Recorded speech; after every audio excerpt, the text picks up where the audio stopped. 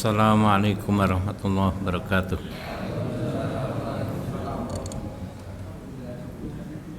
Innal hamdalillah nahmaduhu wa nasta'inuhu wa nastaghfiruh wa na'udzu billahi min syururi anfusina wa sayyiati a'malina may yahdihillahu fala mudhillalah wa may yudlil fala hadiyalah. Asyhadu an la ilaha illallah wahdahu la syarikalah wa asyhadu anna Muhammadan abduhu wa rasuluh. Amma ba'd. Alhamdulillah, dengan izin Allah dan nikmat kesehatan kita malam hari ini bisa sama-sama melaksanakan ibadah salat maghrib dan isya insyaallah sambil terus mendalami petunjuk Allah dan Rasul-Nya untuk keselamatan kita di dunia dan di akhirat.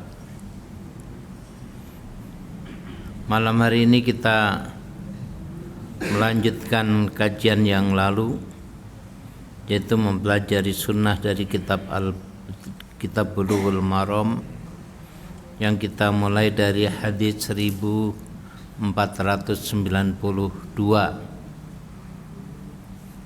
yaitu wa an Anasin radhiyallahu anhu qala Rasulullah sallallahu alaihi wasallam as-sumtu hikmatun wa qalilun fa'iluhu, akhrajahul Baihaqi, yang artinya dari Anas radhiyallahu anhu bahwa Rasulullah sallallahu alaihi wasallam bersabda, as-sumtu hikmah, diam itu satu hikmah, satu sikap yang bijak, wa qalilun fa'iluhu, akan tapi sedikit pelakunya. Hadis ini riwayat Imam Baihaqi, akan tetapi kesahihan hadis ini dipermasalahkan. Ada yang mengatakan sahih, ada yang mengatakan dhaif. Terlepas apakah hadis ini sahih ataupun dhaif, tapi hadis ini sejalan dengan berbagai petunjuk Nabi dalam hadis-hadis lain, ataupun sejalan dengan petunjuk Allah Subhanahu wa ta'ala di dalam kitab sucinya. Kemudian perlu saya jelaskan juga kepada bapak-bapak dan adik-adik bahwa di dalam ilmu hadis itu memungkinkan suatu hadis dinilai dhaif padahal dia adalah sahih, atau suatu hadis dinilai sahih padahal dia itu dhaif. Kenapa ini bisa terjadi? Ya karena dalam kondisi-kondisi tertentu, ketika sebuah hadis divonis dhaif, itu seringkali alasannya adalah alasan-alasan yang sederhana. Misalnya ada seorang perawi dalam sanad hadis itu dia pelupa, atau bahkan agak pelupa, agak pelupa. Ini adalah alasan untuk mendhaifkan hadis. Akan tapi apakah yang namanya orang pelupa itu semua omongannya salah? Tentu tidak. Apalagi orang yang agak pelupa. Nah, jadi kalau satu hadis diriwayatkan oleh perawi yang pemalsu hadis, nah ini persoalannya lain. Karena dia pemalsu hadis, maka dalam istilah ilmu hadis disebut hadis maudhu'. Maudhu' itu ada hadis palsu. Nah, kalau perawinya adalah biasa memalsukan hadis, ya kita bisa terima 100% bahwa hadisnya adalah dhaif.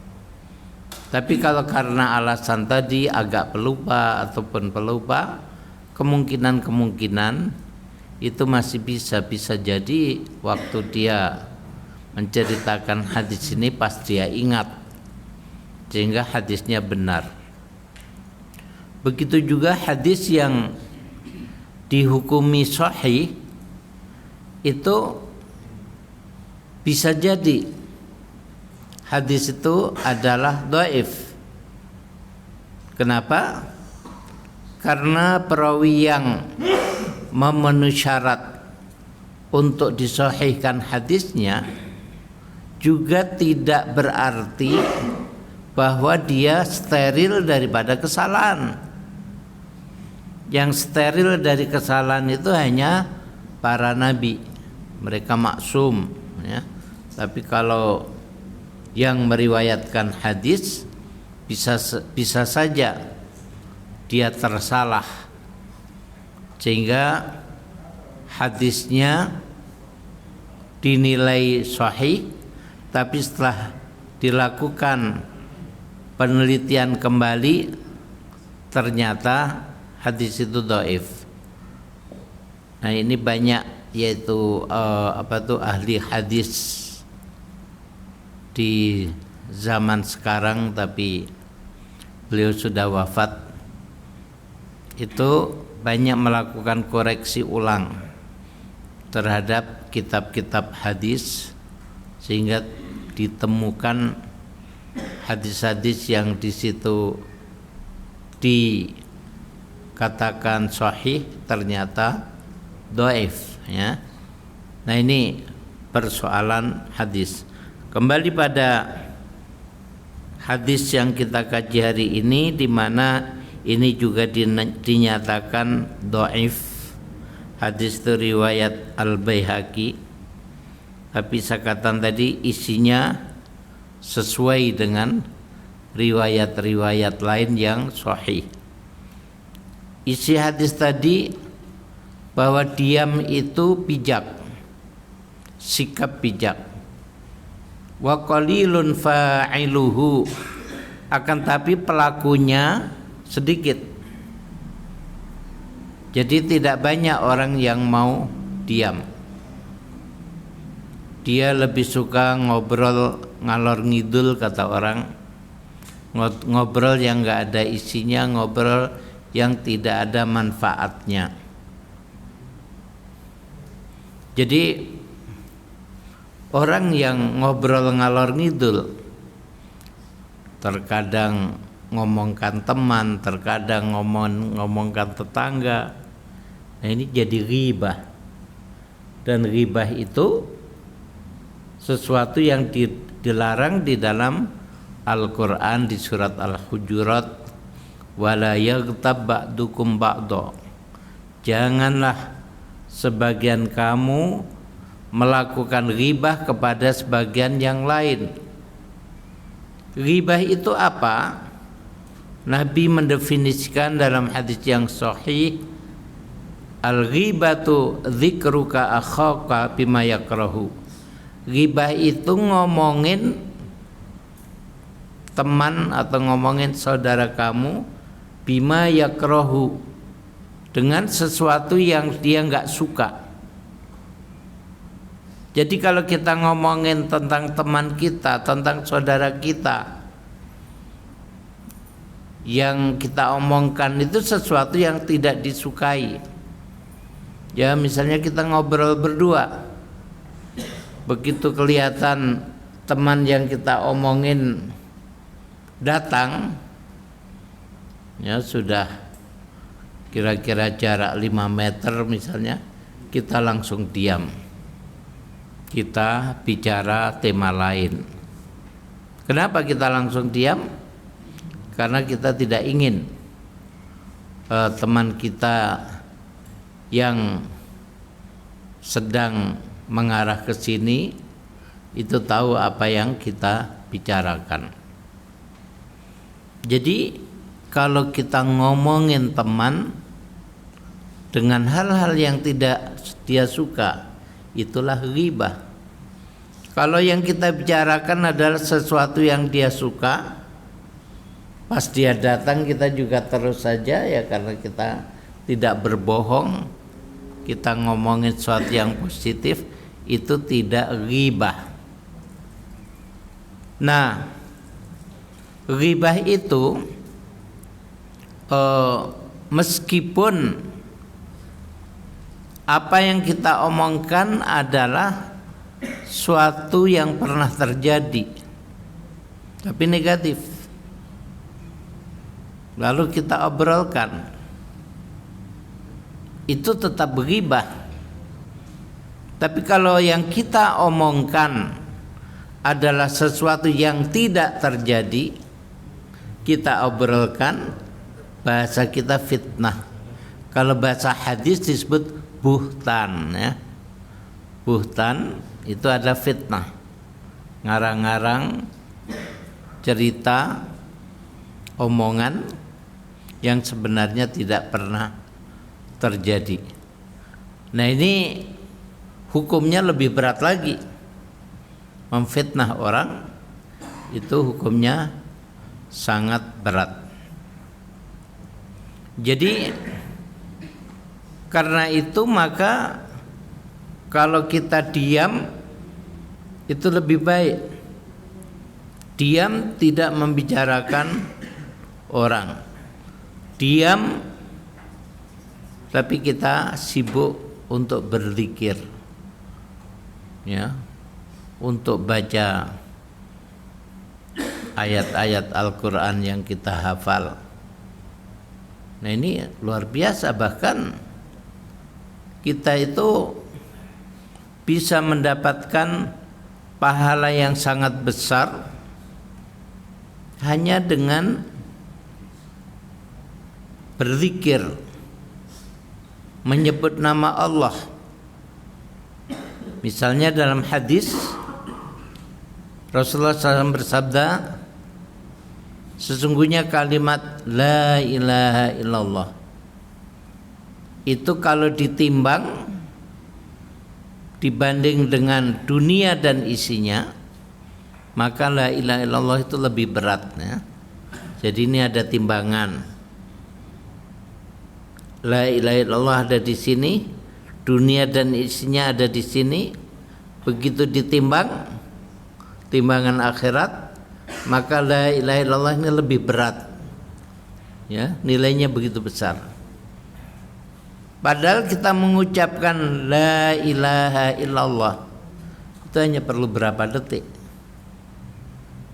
Dalam 1 menit kita bisa banyak sekali mengucapkan la ilaha illallah. Makanya kalau kita sibuk dengan zikir yang semacam itu, Masya Allah, itu luar biasa, daripada kita bicara ngalor ngidul yang gak ada manfaatnya. Apalagi kalau sampai pembicaraan itu menjadi sebab kita terkena dosa. Di dalam beberapa hadis Rasulullah SAW bersabda, yaitu satu hadis riwayat Imam Ahmad. Beliau bersabda, min arbar riba al-istitalah fi 'irdil muslim bi ghairi haq. Sesungguhnya riba yang paling berat, ya, riba yang dosanya paling berat adalah al-istitalah. Al-istitalah itu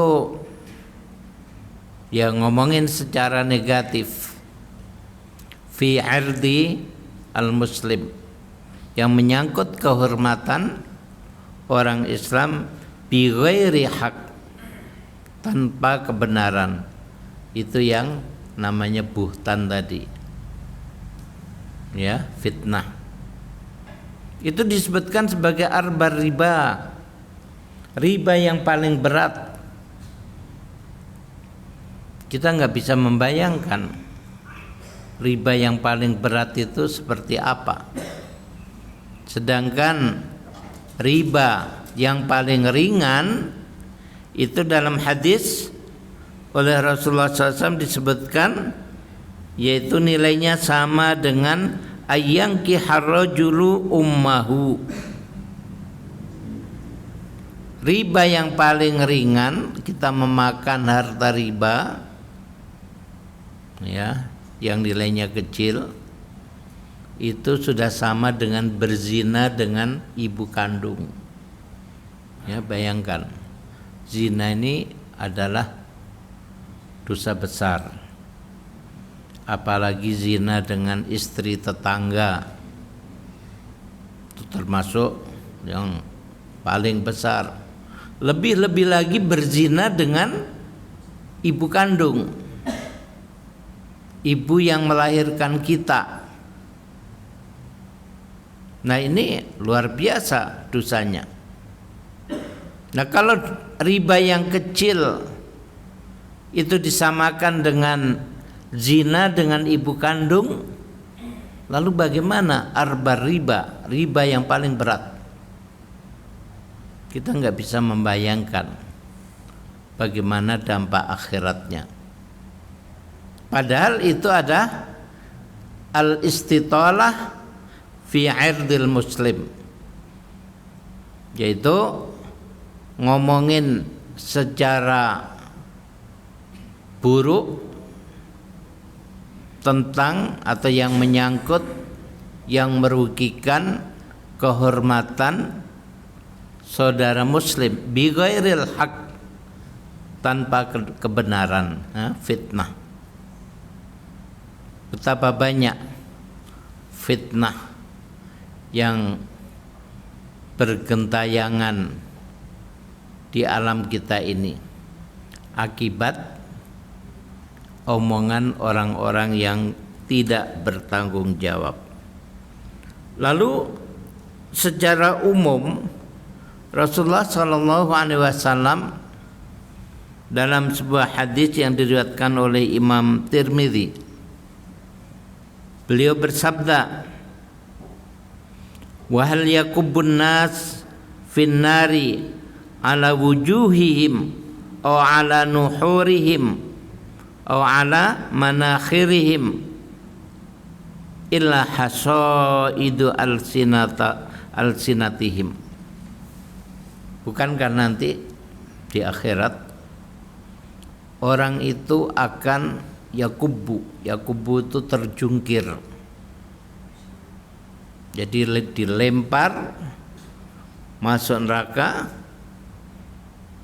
sampai di dasar neraka itu bukannya jatuh berdiri, tidak, tapi jatuh yang mukanya duluan, jadi kepalanya di atas, ya, mukanya jatuh duluan terkena lantai atau dasar neraka.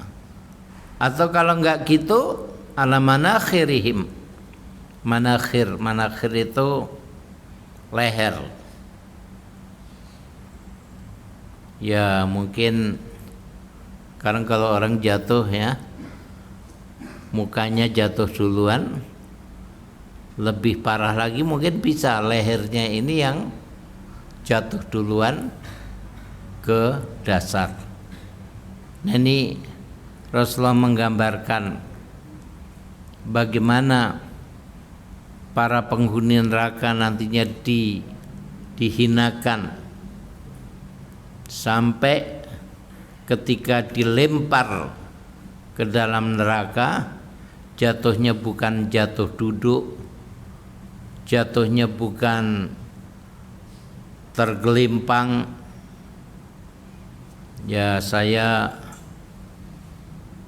baru-baru ini mengalami 2 kali jatuh.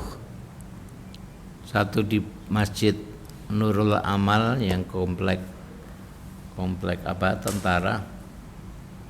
Itu alhamdulillah jatuhnya itu ke belakang ya. Dan alhamdulillah Allah melindungi kepala saya tidak membentur ubin. Lalu ketika saya kedatangan tamu, saya temui di Hotel IPB, itu juga mengalami lagi jatuh, dan jatuhnya itu apa kalau kata orang Jawa geblak ya, geblak itu jatuh ke belakang.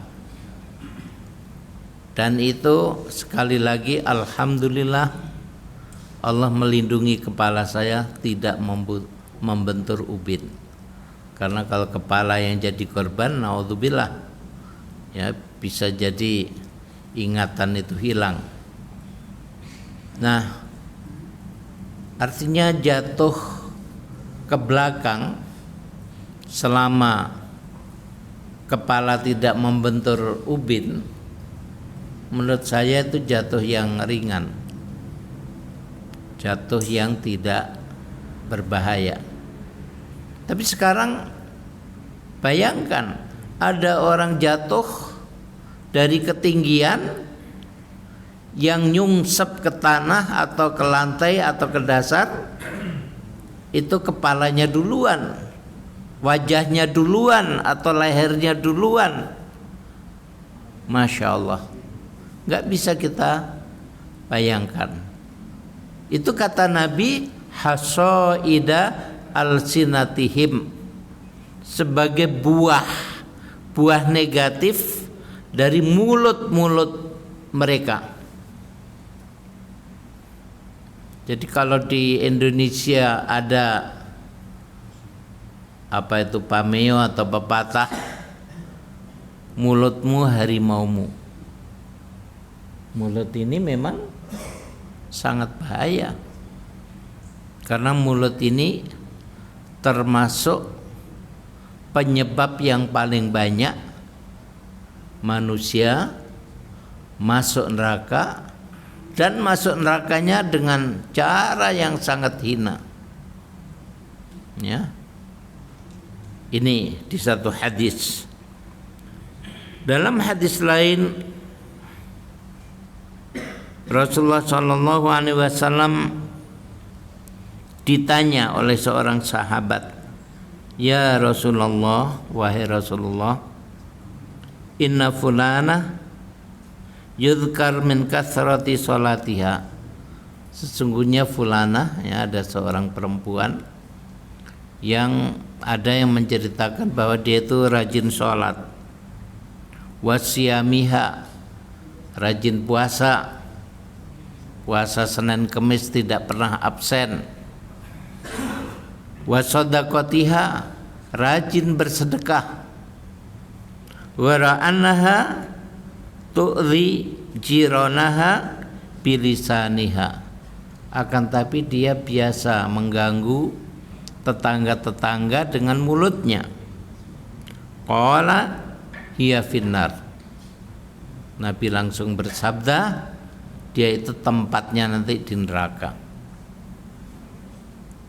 Jadi ada perempuan sholatnya bagus, puasanya bagus, rajin bersedekah, tapi nggak bisa menjaga mulutnya, mengganggu tetangga. Mengganggu tetangga itu maksudnya gimana? Apa dia teriak-teriak sehingga tetangga tidur terganggu? Bukan begitu. Akan tapi menjelek-jelekkan tetangga, sehingga kalau orang termakan oleh omongannya, itu orang menjadi yang tadinya netral menjadi benci pada tetangga itu. Dulu waktu tahun berapa ya? Ya sekitar tahun 80-an mungkin. Waktu saya haji itu saya main ke tempat jamaah haji ketika sedang di Mina. Nah, di tenda yang tidak jauh dari tenda yang saya kunjungi itu ada perempuan seperti orang gila. Jadi mulutnya itu ngomong terus, ngomong caci maki, dan nggak ada yang dia ajak bicara, tapi ya gitu, caci maki. Saya tanya teman saya yang kebetulan satu kampung, ibu itu kenapa ya? Kata dia, ya memang dia punya kebiasaan mencaci maki tetangga. Jadi seringkali Allah itu menunjukkan boroknya orang ketika orang sedang menunaikan ibadah haji. Kalau ada orang yang tadi suka caci maki tetangga di kampungnya sana, ketika haji seperti orang gila, mulutnya caci maki, nggak jelas siapa yang dicaci maki. Bahkan ada ini cerita dari teman saya, ada orang penting, saya nggak perlu sebutkan namanya, orang penting pada pemerintahan Orde Baru. Dia itu yang ngatur-ngatur, yang omongannya menentukan. Nah, dia itu ketika, oh ya, bapak-bapak tentu ingat, kita dulu pernah diwajibkan untuk ikut penataran apa itu? B4 ya. Ya. Penataran B4 pada masa pemerintahan Soeharto. Nah, di Saudi Arabia itu satu-satunya PPI, ya, PPI itu Persatuan Pelajar Indonesia. Di seluruh dunia ini ada PPI. Saudi Arabia satu-satunya yang menolak penataran P4.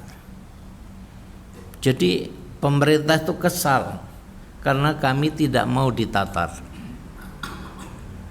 Saking kesalnya, dan ada orang-orang yang cari muka pada Soeharto, didatangkan mahasiswa dari Mesir, ditatar di Jeddah untuk menunjukkan ini kami sudah berhasil menatar mahasiswa Indonesia yang di Saudi. Padahal yang ditatar itu mahasiswa Indonesia yang ada di Mesir. Sampai begitu upaya pemerintah.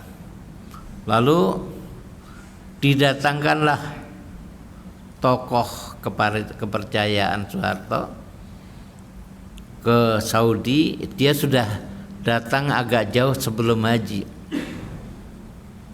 Ini orang begitu ceramah di depan mahasiswa di Jeddah, di Mekah, di Madinah, isinya tuh caci maki kepada kami. Pokoknya mahasiswa yang di Saudi ini dijelek-jelekkan. Ya gara-gara tadi nggak mau ditatar. Sampai suatu ketika masuklah musim haji. Nah, ada kawan saya yang menjadi penterjemah. Jadi kawan saya ini kemana saja bersama bapak itu juga di dalam mobil itu mulutnya itu nggak berhenti mencaci maki Saudi. Yang Saudi ini jorok, yang Saudi ini bodoh, yang Saudi ini. Itu saja, padahal ini lagi haji. Ya, jadi di mobil begitu. Apa yang kemudian terjadi? Di suatu tempat ada polisi hitam, ya. Orang Saudi itu kan ada yang kulitnya putih, ada yang seperti kita, dan banyak yang hitam kayak orang Afrika. Jadi ada polisi hitam. Polisi hitam ini biasanya terkenal apa? Nggak bisa kita ajak bicara dengan pakai akal, ya. Bicara secara logis itu nggak bisa. Pokoknya apa mau dia harus dituruti. Jadi ini mobil pejabat Indonesia ini oleh polisi hitam, ya biasanya orang Badui, di stop. Di stop itu kenapa? Alasannya nggak jelas. Kita tanya juga nggak ada jawaban. Tapi di stop itu berjam-jam. Nah, berjam-jam di padang pasir di stop. Ini kawan saya yang menjadi penterjemah ini hanya apa itu ngedumel di dalam hati.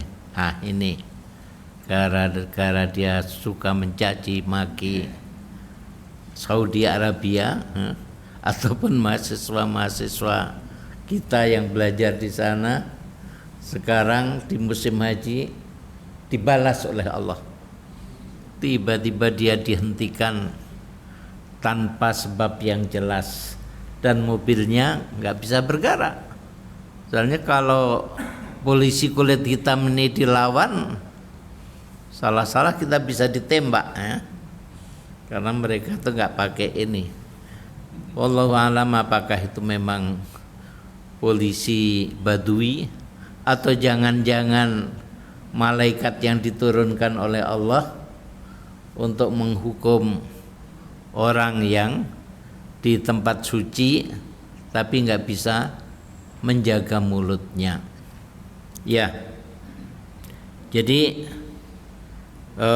kembali kepada hadis tadi tentang bahayanya mulut, sampai-sampai orang yang sholatnya bagus, puasanya bagus, sedekahnya bagus, tapi nggak bisa menjaga mulut untuk melakukan ghibah pada tetangga, itu oleh Nabi langsung divonis bahwa dia itu tempatnya di neraka.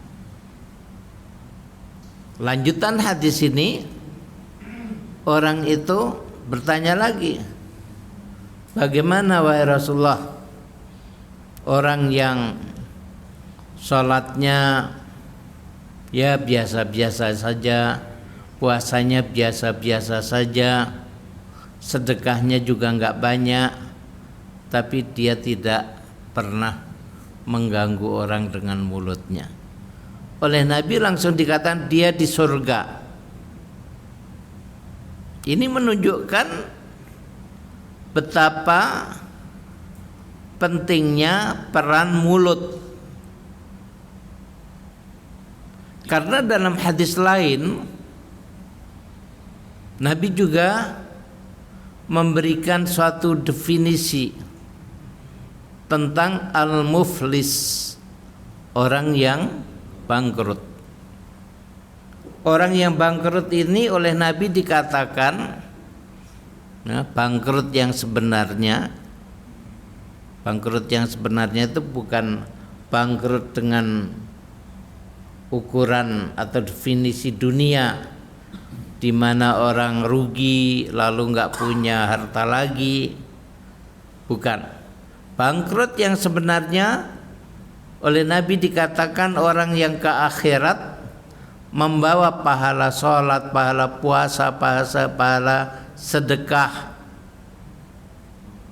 akan tetapi dia telah berbuat zalim kepada ini, kepada itu. Ya, berbuat zalim antara lain tadi melakukan ghibah, itu ada kedzaliman kepada orang yang jadi sasaran ghibah. Oh maaf, tiba-tiba sudah isya. Jadi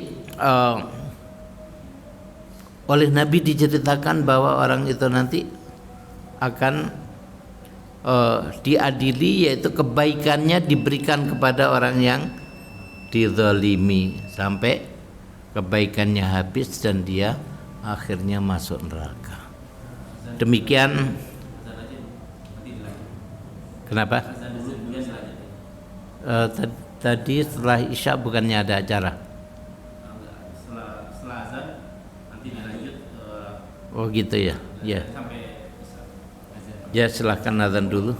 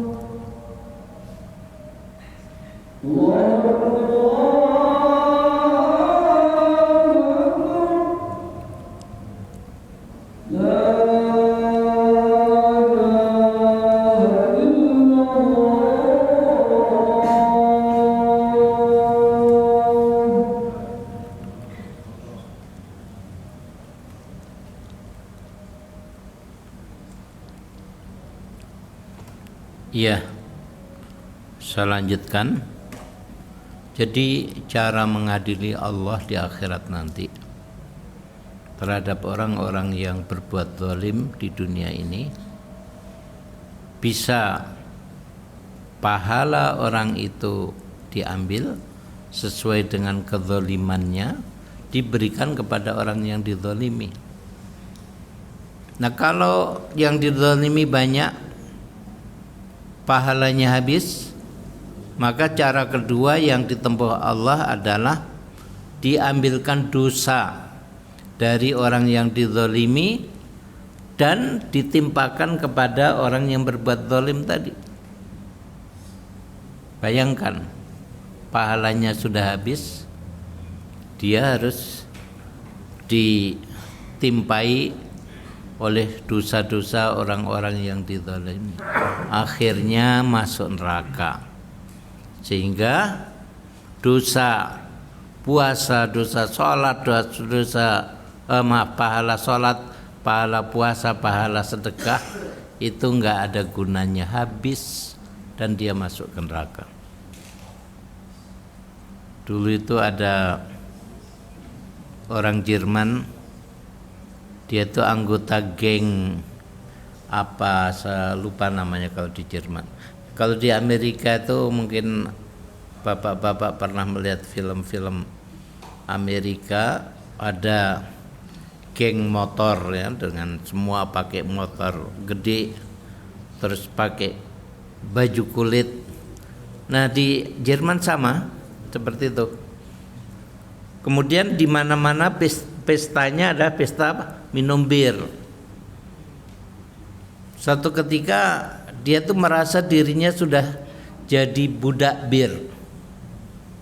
Terus mengamati umat Islam. Kenapa ya orang umat Islam ini bisa bebas dari pengaruh bir?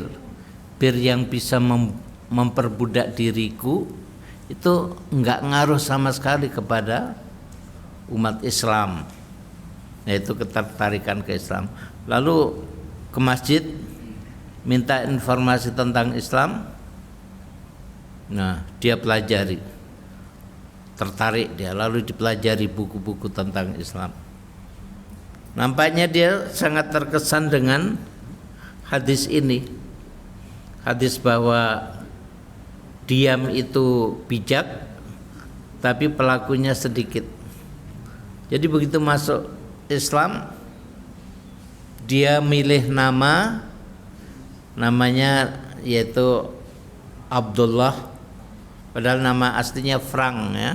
Dari Frank jadi Abdullah As-Somit ya. As-Somit itu pendiam. Jadi dia memilih nama Abdullah As-Somit, Abdullah pendiam, dan dia jadi imam masjid di Aachen. Aachen itu kota tempat belajarnya Pak Habibie. Ya, itu yang bisa saya sampaikan pada malam hari ini tentang betapa pentingnya kita diam, tidak bicara kecuali dengan pembicaraan yang diridhoi Allah. Barangkali ada pertanyaan, silakan.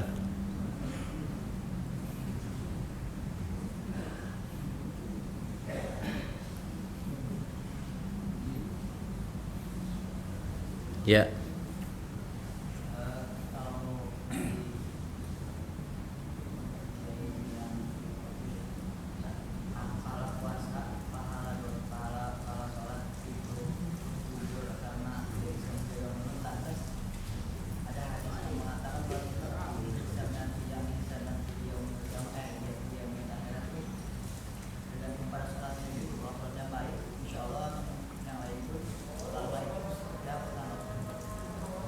Ya.